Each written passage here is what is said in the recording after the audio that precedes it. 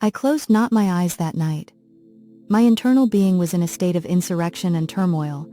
I felt that order would thence arise, but I had no power to produce it. By degrees, after the morning's dawn, sleep came. I awoke, and my yesternight's thoughts were as a dream. There only remained a resolution to return to my ancient studies and to devote myself to a science for which I believed myself to possess a natural talent. On the same day I paid M. Waldman a visit.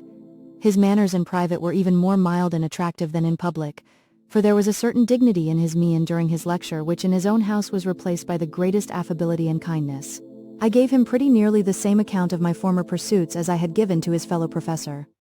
He heard with attention the little narration concerning my studies and smiled at the names of Cornelius Agrippa and Paracelsus, but without the contempt that M. Krempe had exhibited. He said that these were men to whose indefatigable zeal modern philosophers were indebted for most of the foundations of their knowledge. They had left to us as an easier task to give new names and arrange in connected classifications the facts which they in a great degree had been the instruments of bringing to light.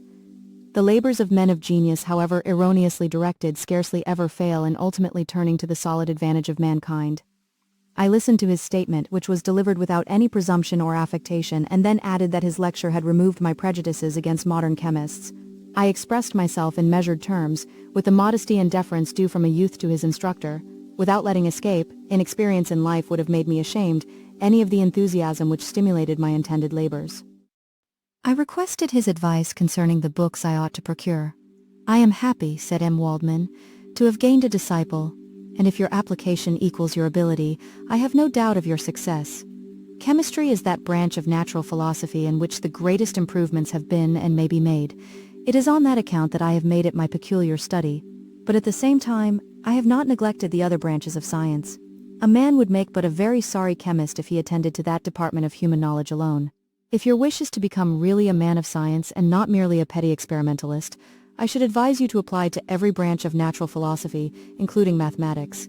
He then took me into his laboratory and explained to me the uses of his various machines, instructing me as to what I ought to procure, and promising me the use of his own when I should have advanced far enough in the science not to derange their mechanism.